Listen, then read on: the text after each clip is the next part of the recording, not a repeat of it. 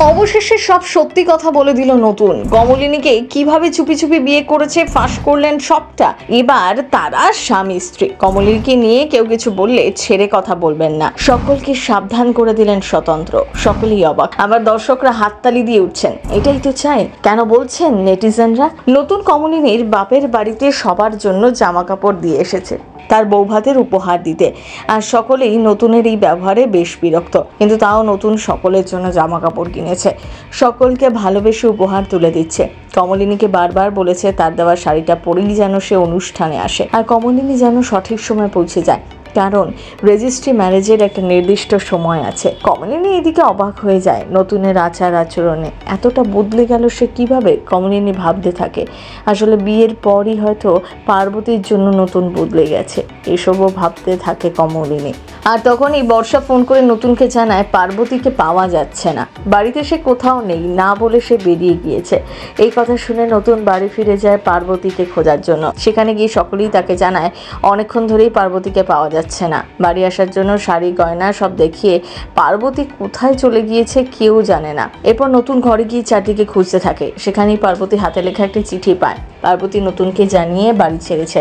নতুন আগে থেকে আন্দাজ করেছিল এই দিনটা একদিন আসবেই। ওদিকে পরের দিন ধুমধাম আয়োজনে গোটা বাড়ি সাজিয়ে তোলা হয়েছে, এলাহি আয়োজন করা হয়েছে।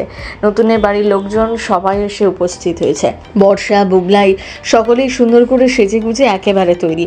কিন্তু যাকে নিয়ে এই অনুষ্ঠান সেই পার্বতীকে কোথাও কেউ দেখতে পাচ্ছে না।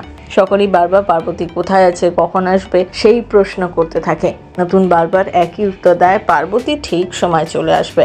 সকলেই ভাবে হয়তো নতুন কোনো বড় সারপ্রাইজ দেবে, তাই পার্বতীকে পরে গিয়ে নিয়ে আসবে। এক এক করে কমলিনীর তার ছেলে মেয়ে ননদ সকলে এসে উপস্থিত হয়। সকলেই তো বিরাট আয়োজন দেখে অবাক হয়ে যায়। নতুন খুব স্বাভাবিক আচরণ করছে, সকলকে নিজের বিয়ে নিয়ে বারবার উৎসাহ দেখাচ্ছে, ছবি তোলার কথা বলছে। এইসব দেখে বেশ বিরক্তই হচ্ছে কমলিনীর দাদা বাবা সবাই। এরপর নতুন নিজেই কমলিনীকে সাক্ষী হিসেবে সই করার কথা বলে, ছবি তোলার কথা বলে। কিন্তু সাক্ষী হিসেবে সই করার আগে পার্বতীর সাথে রেজিস্ট্রি হওয়া উচিত, কিন্তু পার্বতী তো নেই।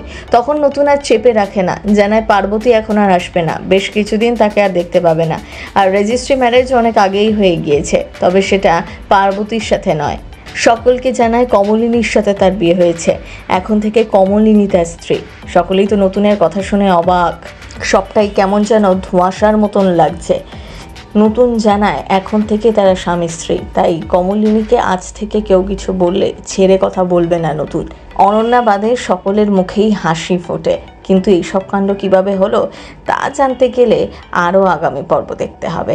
সিনে চক্র ব্যুরো।